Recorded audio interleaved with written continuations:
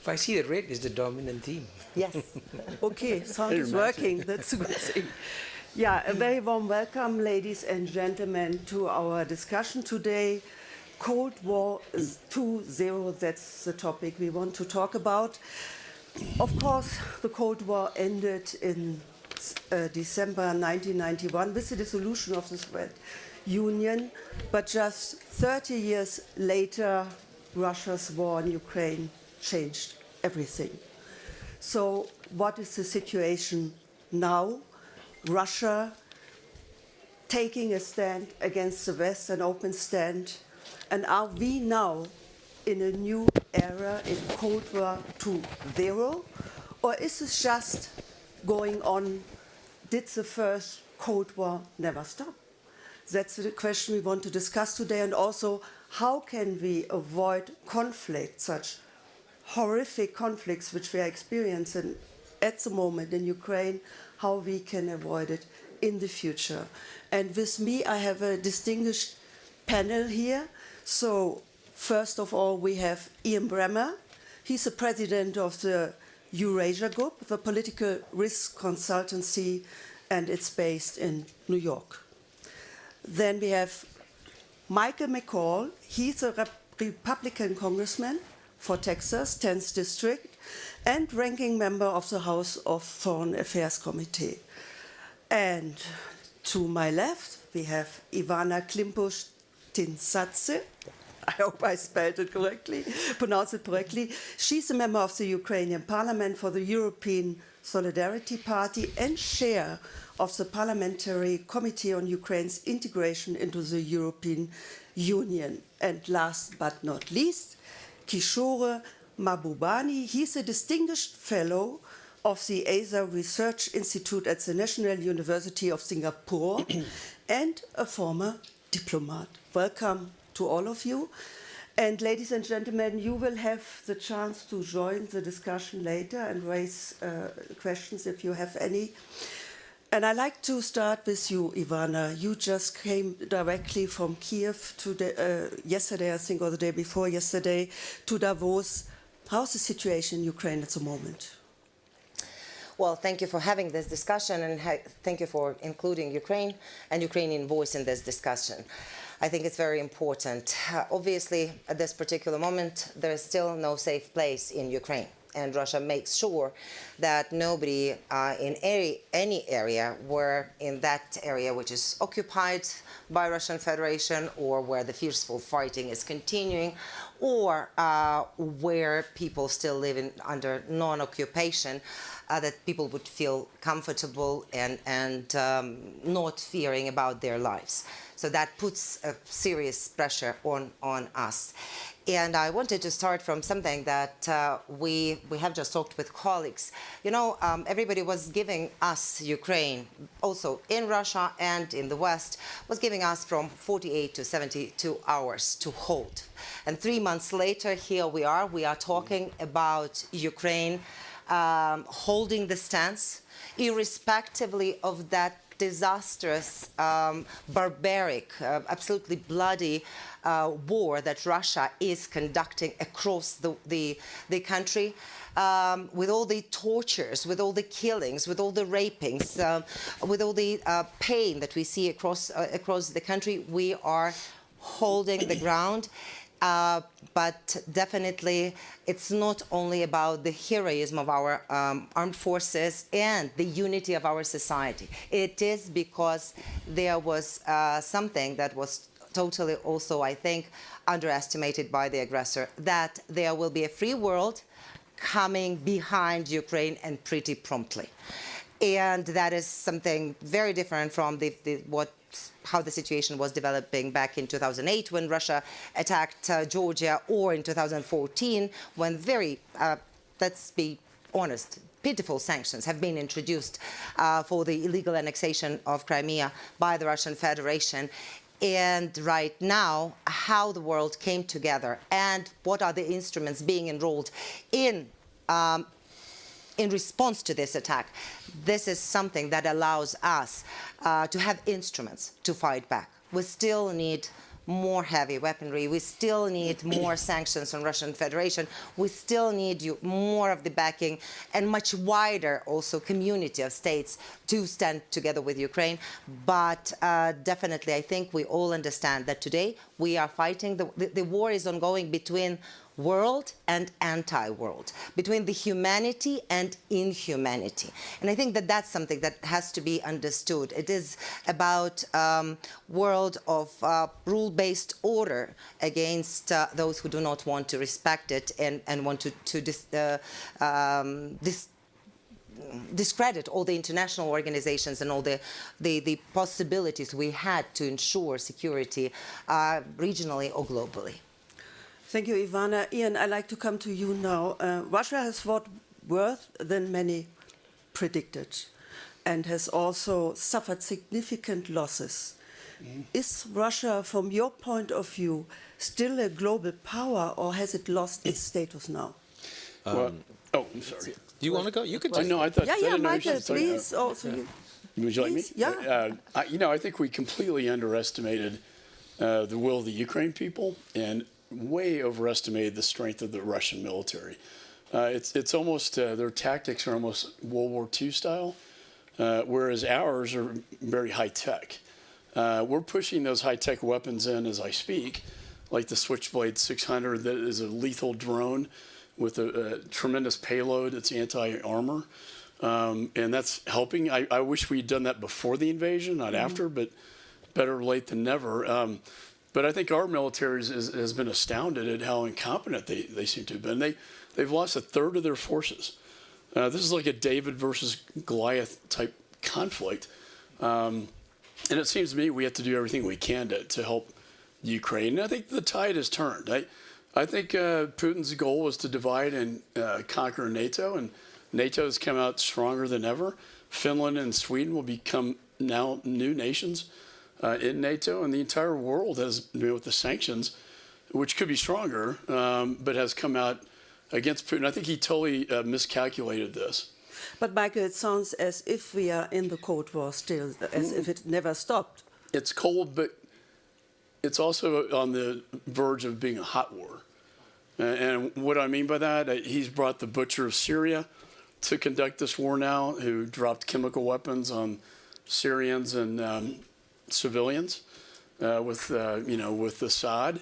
And I think what we're most concerned about is if the butcher of Syria goes to his ways and drops chemical weapons in theater and or a short-range tactical nuke.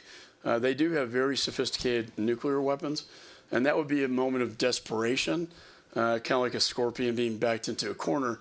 We obviously don't want that to happen, but I think the question, we have to talk about this and think about what happens if Putin gets desperate enough to do this. How would the world and how would NATO respond to this? Thank you. Ian, what's your take on it? I agree with Mike more than I want to. I'll tell you that. Look, the Russians were an economic superpower before the Soviet collapse. They're obviously not now. They were an energy superpower. They can still sell to a lot of countries around the world, but their ability to deal with a world that's transitioning to renewables is zero. They've already lost 300,000 of their most talented workers over the course of the last few months, and the intellectual brain drain from Russia was bad after 1991. They were the second largest military exporter in the world, and I see a lot of countries that aren't going to buy that anymore because of how it's performing and also because they won't be able to produce them or the spare parts. I see they're taking apart Aeroflot planes right now for spare parts for the other planes that they're still trying to fly. What they have is 6,000 nuclear warheads. But they also have a leader that's in charge of the country who's not going anywhere. And I absolutely don't believe that we are heading for a stable equilibrium. This is a new Cold War. I agree. And I think it is closer to a new hot war than I would like. I would say that it's a new Cold War in a couple of ways. First of all, the old Cold War, the Iron Curtain divided Europe. The new Cold War, the Iron Curtain unites Europe. Don't underestimate the importance of that. But also the fact that this new Cold War is not global at all. This new Cold War is between Russia and the United States and its advanced industrial allies, and that's it. And nobody else wants a part of it. And so there is a forcible decoupling. Their assets have been frozen. Russia's in a lot of trouble. But when we say that Russia's a pariah, it's a pariah for NATO and for some allies in Asia. But it's not a pariah for India. It's not a pariah for China. It's not a pariah for Brazil. And those things are important too. So it's a much more complicated situation. Final thing I'd say, we talk about nearing a hot war. I remember when Biden met with Putin last June in Switzerland. And Biden set the agenda. Top issue of the agenda, cyber attacks, because the colonial pipeline hit. Yeah. And they said, don't you do that. You start hitting critical infrastructure, we're going to hit back. They actually reduced or stopped those attacks for a period of time. Are they going to keep reducing or stopping those attacks? I don't think so. Espionage, disinformation, in terms of, against policymakers, if they have that information, in terms of against elections. I think the ability of the Russians to end in a greater stance of confrontation with the countries that are driving them into the abyss, deservedly so, is a real risk. And I think Mike and I agree pretty fundamentally on that. Mm-hmm. Kishore, let's talk about China. China is watching the situation in Ukraine with great interest, obviously. So what's your take on China's position with regards to the situation? Well, let me begin by saying that all of us in this room admire the courage and tenacity of the Ukrainian people. They've done a remarkable job of defending their country, and I think, as you know, the world is on your side in many ways. But at the end of the day, it's not the Ukraine issue that will decide the course of the 21st century. As we all know in this room, the real contest in this century will be between the world's #1 power, United States, and the world's #1 emerging power, China. And the big question there is, will this US-China contest become Cold War 2.0?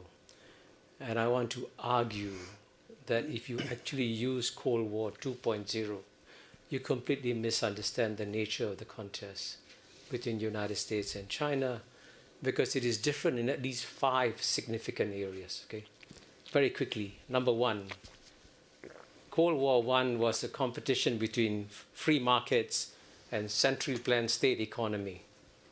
Cold War 2.0 is between free markets in the United States, free markets in China. Number two, in Cold War I, United States traded more with the world, much more with the world, than the Soviet Union did. Cold War II, China trades more with the rest of the world than the United States does. And number three, the Soviet Union saw the contest primarily as a military contest. As you know, built up a formidable military capability. That's why we have 6,000 nuclear weapons. China doesn't think it's a military contest. It still only has 250 nuclear weapons. It may increase a bit. So it sees it as an economic competition. The Soviet Union had no prospect of ever overtaking the United States to become the #1 economy in the world. China can, and probably will have the #1 economy in the world. Fourthly, the Soviet Union had a kind of global agenda to compete with the United States everywhere, supporting client states here, client states there. China has no interest in client states. It's interested in trading with the world, creating economic connections, even the Belt and Road Initiative, but it doesn't want to engage in the same kind of competition that US and Soviet Union did. And fifthly, you had at the heart of it all an ideological contest where the Soviet Union was saying, my communism is better than your democratic system. Khrushchev said, I will bury you. China doesn't see this as an ideological contest. And frankly, when future historians write about this contest, they will see it as a contest within a 250-year young republic of the United States and a 4,000-year civilization. And from the Asian point of view, what they see with the return of China is the natural return of a civilization that has been strong for 4,000 years. But I want to conclude by saying that the United States can still win this contest against China. And it can win it not by trying to retain its #1 status as the world's #1 economy, because China, that's an area where China can overtake the United States. but United States can remain the most admired society on planet Earth. And as you know, we all send our children to study in American universities, not in Chinese universities. We still look up to the United States. And as George Kennan, the famous strategist, once advised, in fact, in Cold War I, he said the way the United States will ultimately win the contest against the Soviet Union is by demonstrating that its domestic society is superior to Soviet domestic society, and it did. So the United States can still remain the world's most admired society. China can have the world's biggest GNP, and I hope at the end of the day, they will have to live with a win-win formula that the rest of the world would appreciate also. Okay, I will come back to Ivanna in a second. I first want to ask Michael, because I know he's very critical about China. Michael, what's your take on that? Yeah, I guess particulars are nice. I actually agree with everything you said. This is in the short term, we're worried about Russia and Ukraine. It's more of a military. Long term, the competition between the great world powers will be between the United States and China. There's no question, about it. And I would say, it's a military and economic competition, but they're very good, and they're a worthy adversary. And we have to learn to compete better, I think. I would say we're in a Cold War with them, but I would say we've been in a Cold War with China for quite some time. And I would take you back to 1997. I was a young federal prosecutor at Maine Justice and prosecuted the Johnny Chung case that then took us to the director of Chinese intelligence and China Aerospace, putting money into his Hong Kong bank account to then influence the presidential election. And why? Because they wanted dual-use technology. They wanted satellite technology, they wanted aerospace technology, and they wanted to get into the WTO. They were successful at all of this. And I would say they've come a long way since 1997, and they're very sophisticated. In fact, even back then, though, my FBI agent got indicted for espionage because he was sleeping with a Chinese spy. You can't make this stuff up. He was compromised. And for 20 years, this FBI asset, Katrina Leung, was reporting back to Beijing. They're very clever and somewhat deceptive, and I agree with you. When we look at Taiwan, which is 90% of the world's advanced semiconductor manufacturing capability, she wants that. And just like Putin, it wasn't a question of if, but when to invade Ukraine. I think she is looking at Taiwan. It's a question of when.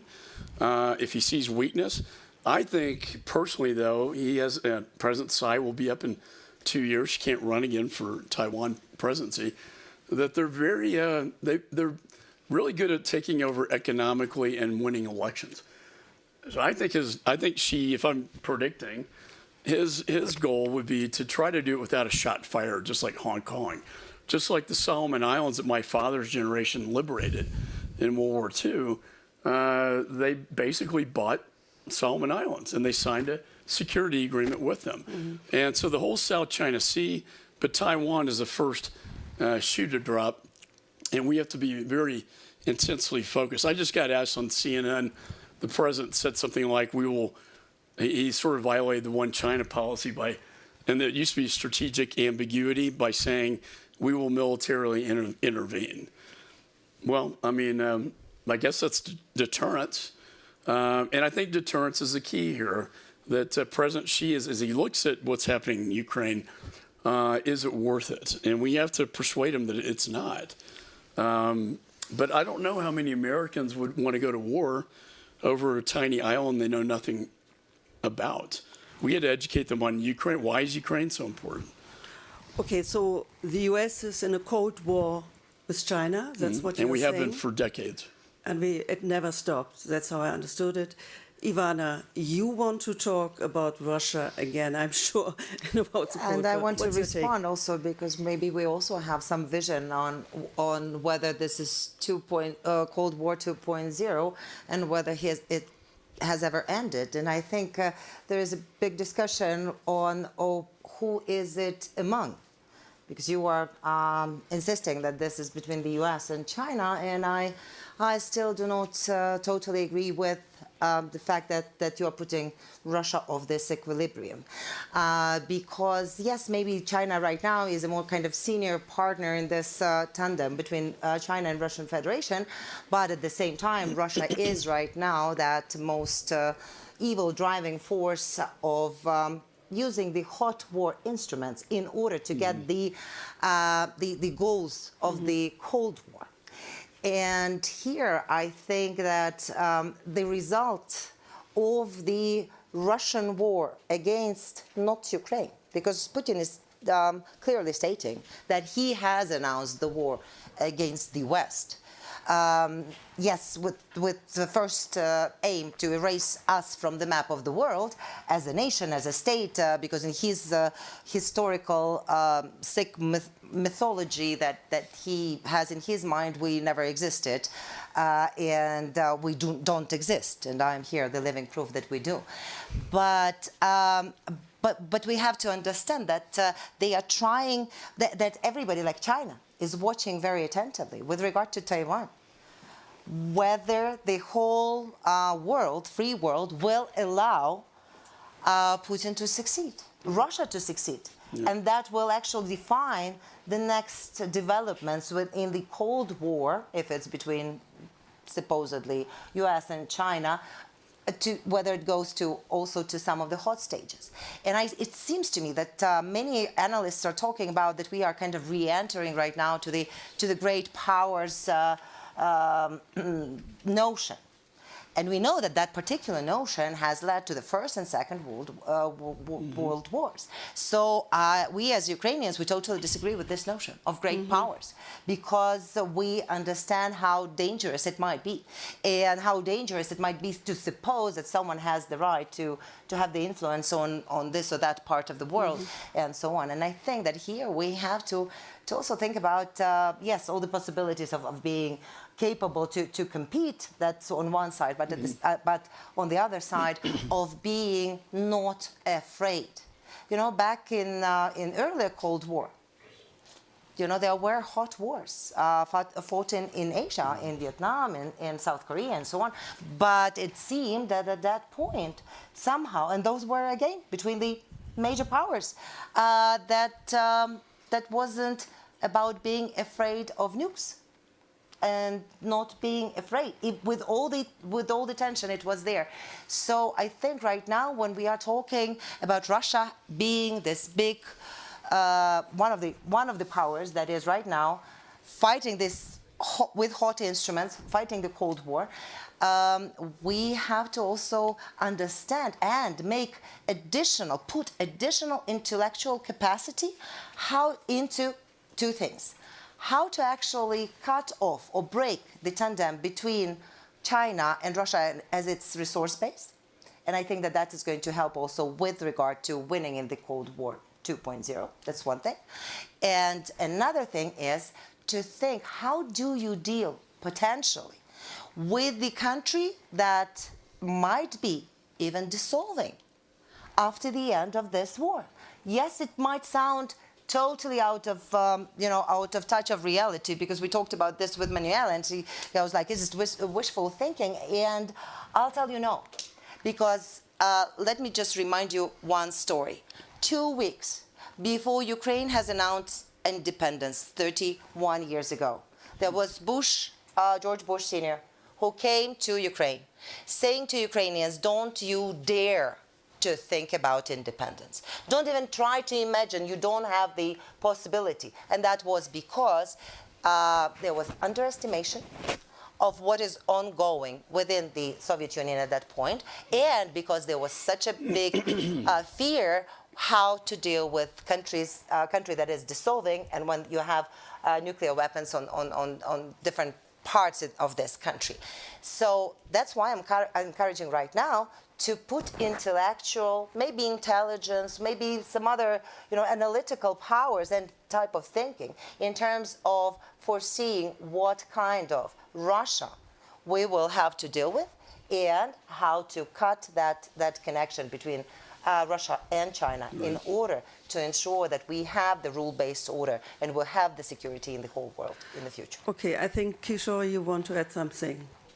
No. As I said, we admire your courage, but at the same time, as you know, geopolitics has been around for 2,000, 3,000 years. It's a cold and brutal business, And the more emotional you get about it, the less you see clearly what are the hard geopolitical realities. Well, it's understandable. The emotions and are at the end of the understandable, day, of course. Russia is not going to be a major player, right? Let's be very, very clear. Its economy, I don't know what the size is again. What is it? Compared It was 11th. Yeah, I mean, it's just tiny. Not 11th compared to, anymore. It's no longer in the first league, okay? So of the world economies. So it doesn't have the capacity, apart from nuclear weapons, to become a superpower again. It is basically yesterday's power. Tomorrow's power will be China. That's why I'm saying, you agree with me? Yeah. The real contest will be with China. And I want to emphasize also that when it comes to geopolitics, it's important to be clinical. And China has clearly lost out with Russia's invasion of Ukraine in at least four ways. Number one, what Xi Jinping wanted in 2022 was a stable and calm atmosphere so that he can arrange his third term. Instead, he is dealing with a massive domestic crisis, and trying to deal with zero COVID is a real nightmare in China, and then a massive global crisis. That's the last thing he wanted. It doesn't help Xi Jinping at all. Number two, his number one strategic partner in the world, it's Russia, no question. And his number one strategic partner, Russia, has been weakened dramatically. Right? Russian forces have done so badly, amazingly badly in Ukraine, right? And number three, Xi Jinping wanted to deal with United States and Europe as two separate independent poles of power. Ukraine has, boom, brought United States and Europe together. Yep. Now China has to deal with the United West. That's a minus for China. Fourthly, the Chinese have $3.2 trillion in reserves, which you thought, wow, that's a lot of money. That's cash. I got cash in the bank. I'm very strong. After the United States took over half the central bank reserves of Russia, all these assets have become liabilities. They can evaporate very fast. So if you look at it in terms of the geostrategic equation, China has been damaged by the Russian invasion of Ukraine. Yep. But at the same time, I can also tell you that when you deal with the Chinese, 1 year is irrelevant. A decade is the minimum unit of time you deal with, and better even a century. And in the case of Taiwan, if you want to understand Chinese attitudes towards Taiwan, understand the century of humiliation from the Opium War of 1842 to the end of World War II in 1945. Remember how Taiwan was lost? It was lost when China lost the Sino-Japanese War in 1895. Now, Taiwan to them is the last living symbol of the century of humiliation. So it's not about President Xi. There's 100% rock-solid consensus in the Chinese body politic that at some point in time, Taiwan must come back and reunify with China. From a Chinese point of view. Yeah, from the Chinese point of view. But that doesn't mean, by the way, that reunification doesn't have to happen in 1-2 years. Remember, a decade, 2 decades is nothing for them. And number two, you can have all kinds of wonderful diplomatic fudges whereby you bring Taiwan back nominally in the Chinese family, but it remains effectively as an autonomous unit. It can be done. So if you want to be creative in solving problems like this, you have to understand the Chinese psyche and then understand what you try to do to avoid making sure that you don't have a Ukraine-type war in Taiwan. I want to come back to you, Ian, now. Ian, do you see the danger of a tandem between China and Russia, like what Ivanna was saying? I think that when Xi Jinping stood up on the stage with Putin and said on February 4th that this was a global friendship without limits, they expected some very different outcomes from what was going to come from Russia and Ukraine. It was a big deal for Putin. It's not as big of a deal for China. The worldviews of these two men are aligned, because the Chinese do believe that the Americans and allies are trying to contain them in Asia, and they see that as analogous to the way that the United States is trying to contain Russia in Europe. But Russia's economy is 1/10 of China's. And when the Chinese president talks to the German chancellor and the French president, it is very clear the Chinese do not want to be tarred with the same brush that Putin has been tarred with. And so, yes, it's a friendship without limits, but it's also a friendship without that many benefits, right? I mean, at the end of the day, when Jake Sullivan spent 7 hours in Rome talking to the Chinese, and he leaked first to the Financial Times, right, that we're really angry about the military support that the Chinese are saying they're going to give to the Russians, and they better not engage in breaking our sanctions. The Chinese are not providing that military support now, and they're not breaking the sanctions because they may be angry with the U.S., but they also are pretty sensible about where their interests are. So I don't think that in 5 years' time we're going to see the emergence of this Russia-China alliance that is the basis of a Cold War 2.0. I think Russia has a big problem. I think Russia is increasingly not in any way a great power. And I think that is a problem because, as Mike said, Russia is getting backed into a corner for largely their own fault, though there are certainly things you can blame the West on and missed opportunities, and frankly, they should have been hit a lot harder in 2008 and 2014. There are a lot of reasons the Russians now believe that they were going to get away with what they got away with. I mean, I truly believe that if Putin had any inclination that what was coming was actually coming, he wouldn't have gone into Kiev with those troops on February 24th. I mean, there were too few troops to take Kiev. I mean, he thought the Ukrainians weren't going to fight. He was wrong about that, too.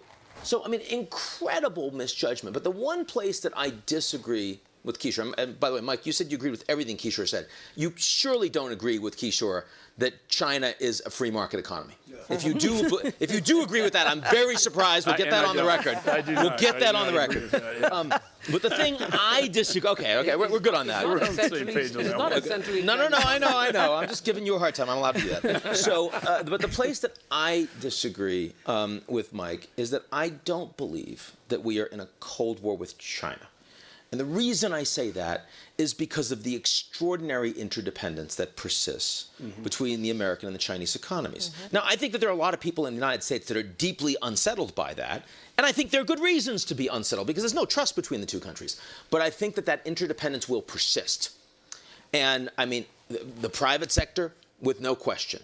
But not only that, the average American who just wants to buy those goods.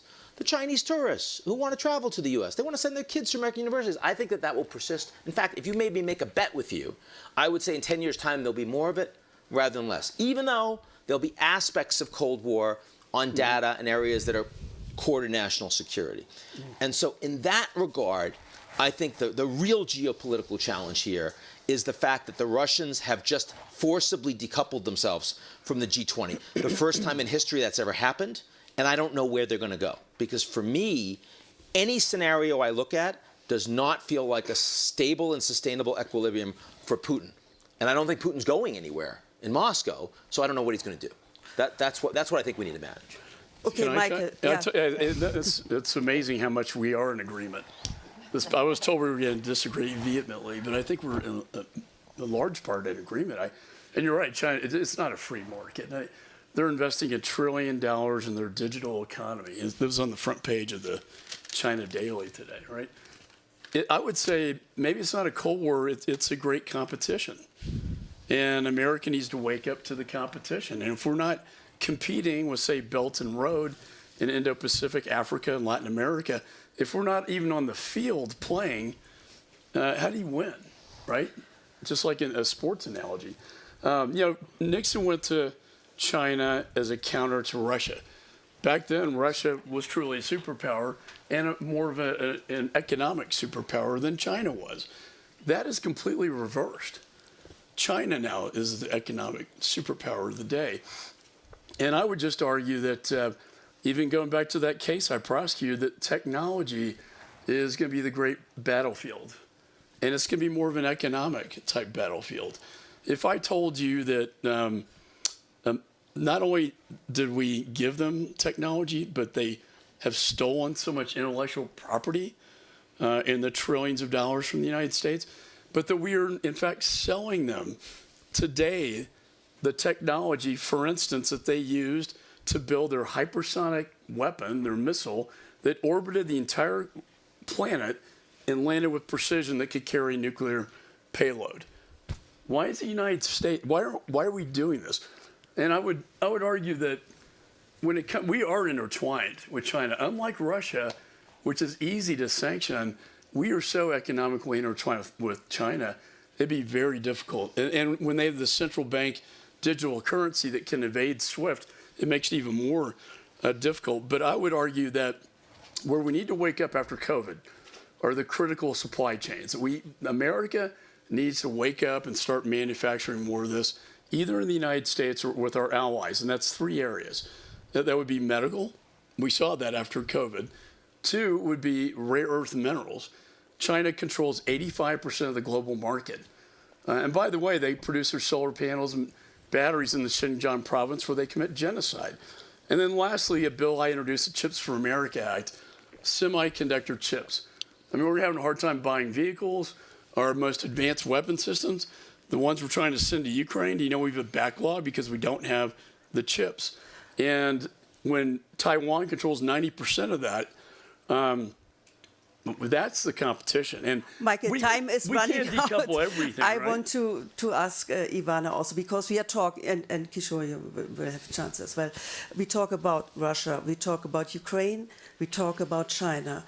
What is Europe's position? What do you expect from Europe in all that what we heard here today? Oh, that's a very good question, but let me just a couple of things of reaction. You were saying that Russia won't be a major player because of its weak economy and so on. You are again underestimating the whole history of Russia is about conquering wars, and irrespectively of whether it has the capacity to do that or not.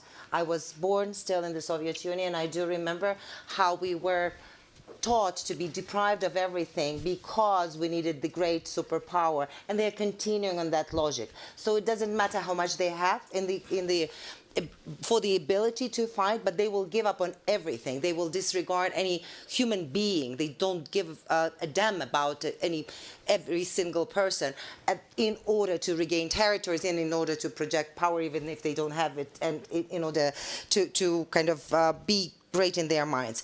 And I think that that still gets us to the point that Russia, we don't have to repeat the mistake that was done after the end of the Soviet of the Cold War I, when Russia was allowed to actually raise again.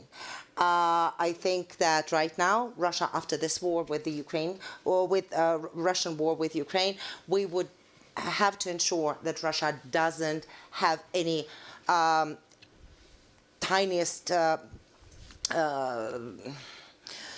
any tiniest capacity to actually yet again start another war anywhere in the world. Mm-hmm. And that means much stronger sanctions and yes, not getting to the technologies and so on, what you were talking about with regard to China. And one more thing, as far as I recall, US was cooperating with Mao against Soviet Union, mm-hmm. And I think so that Xi Jinping is almost a Washington D.C. Democrat in comparison to Mao. So there is a possibility. Not a Republican. Well, no, I'm just kidding. Obviously, I am kidding. You understand what I mean, right? But that's more about about competition, about maybe rules and some procedures, as opposed to what Russia is trying to do. So I don't want you to actually get Russia off the equation. And with regard to Europe, in many things, there are really tectonic changes in the policy of European countries. We see that happening.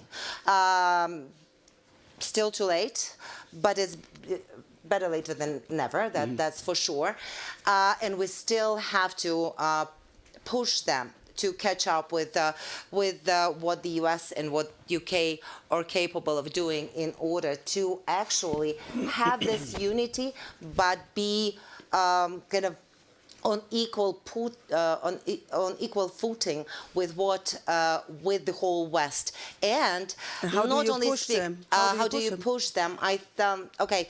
Well, first we need to ensure that they stop pushing Ukraine. Some of the nations in Europe stop pushing Ukraine for making a ceasefire and a peace deal with Russian Federation at the expense of Ukraine, because that's not something that is going to happen. And I think that from there, when we push them, I think it's about really values, whether their values are declared or they are ready to stand up for them, and whether they are ready to defend them. And if they do, that means standing up to the challenge and actually giving also this heavy weaponry to Ukraine, and actually getting rid of buying energy sources from the Russian Federation, and so on and so on and so on. So Europe is part of this Cold War. Kishore wants to add something.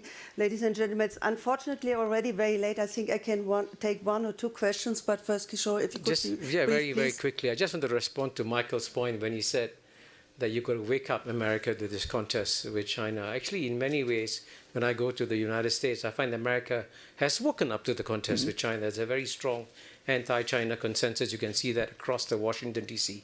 establishment. But as I document in a book I wrote called Has China Won? What the United States has is an attitude towards China, but doesn't have a long-term strategy. Right. And what I argue in my book is that what the United States should do is work out a comprehensive long-term strategy for managing this return of China. And China, by contrast, does have a comprehensive long-term strategy. And just to give you a simple example, in Cold War I, it was the United States that traded with the rest of the world. Now China, China trades far more with the rest of the world. And 10 years from now, the gap will be enormous. And if you stop signing free trade agreements with the rest of the world, you're giving China an advantage. Okay, let's take TPP, somebody. China came in, right? Yeah. Let's give our audience a chance to ask a question as well. Please, the gentleman here in front. Sure. Thanks, Seth Moulton, a Democratic colleague of Mr. McCall on the House Armed Services Committee. Just a couple of quick points, and I'd love to hear your response, particularly you, Ian, on this. Look, I think this is an ideological battle. It's just not over an economic system. It's over whether we support democracy or autocracy. And that's the one thing that brings Russia and China together. And so they might not be likely allies, but just like us and Russia, during World War II, they're aligned on that point, and they see us and our Western allies and our technology and everything else as a common enemy. And if you think it's not a military competition, I just think you're not looking closely at what China is actually doing to build its military. So I think there's a danger in just talking about this as Cold War 2.0, because it makes it sound like we can use the same strategies to win that we used to win the old Cold War. When this is actually somewhere between a Cold War and a hot war. I like to call it a warm war, though some people say that sounds good, Seth. You shouldn't use a positive term. I think it's a very heated economic and military competition. China and Russia are not natural allies, but they are aligned with a common enemy, and it's about autocracy versus democracy. And the chances for miscalculation, the chances for this to blow up in our faces are higher because it is closer to a hot war than a Cold War. So I'd just love to hear your response to that. So this was more a statement. I take one more, and then we. It actually is not, because it quite disagrees with what Ian and Mike were saying in some respects. If you like to answer, I think I agree with one piece of it, not the other. And it's a great formulation of a debate. I agree strongly that it has aspects of a hot war. It is not a Cold War. It is absolutely heated and has the potential to morph into one very dangerous. I think Mike and I agree on that too. On the ideological front, though, two reasons I disagree. One is that the Chinese are very happy to engage with equally and politically align with both democracies and autocracies, as long as there is very strong economic business to be done. They are indifferent to the local political system in a way that the United States says that we're not. In principle, we are, but we often don't follow through on it. Second reason I think it should not become an ideological battle is because and I hate saying this because this bothers me, is that in all of the areas that the United States has very strong capabilities, the dollar is the global reserve currency, every bit as strong as it was 10, 20 years ago. You could argue stronger. The role of the U.S. as an energy superpower, a food superpower, our universities that Kishore loves, all of this stuff. I think the one area that we are weakest in terms of leading by example and exporting is our political system, our representative democracy. So if I'm advising Biden, I don't want him leading with our weakest Trump card, if you don't mind me saying that. And that wasn't true in 1989. We beat the Soviets because the ideological war was clearly in our favor. If we got into an ideological war with China that believes our political system is in structural decline, it's not, I actually think that undermines us. But it's a good debate. Just one can I add one sentence? The three largest democracies in the world is number 1, India. Number 2 is the United States. Number 3, Indonesia. Of these 3 largest democracies in the world, one sees it as an ideological contest. India and Indonesia do not see it as an ideological contest. Can I? Okay. I agree completely. So I agree it's both military and economic, but I do think China, unlike the brute force of Russia, which is all military might, they can outsmart us from an economic warfare using trade and their economic engine as a weapon against the United States. And why do I say it? Because why did India abstain, right? Well, it gets Russian equipment, but how did they take the Solomon Islands? Security agreement. They bought them off. Hong Kong without a shot fired. Why did 20 nations in Africa abstain from the UN Security Council resolution? Because China has bought them off through Belt and Road. They are competing on the field in Indo-Pacific, in Africa, in Latin America, and the United States is not on that field. We don't have a long-term strategy. They do, sir, and it's a 100-year marathon. Okay. Unfortunately, we have to come to an end to the debate now. It was very interesting, and obviously we could have gone for hours.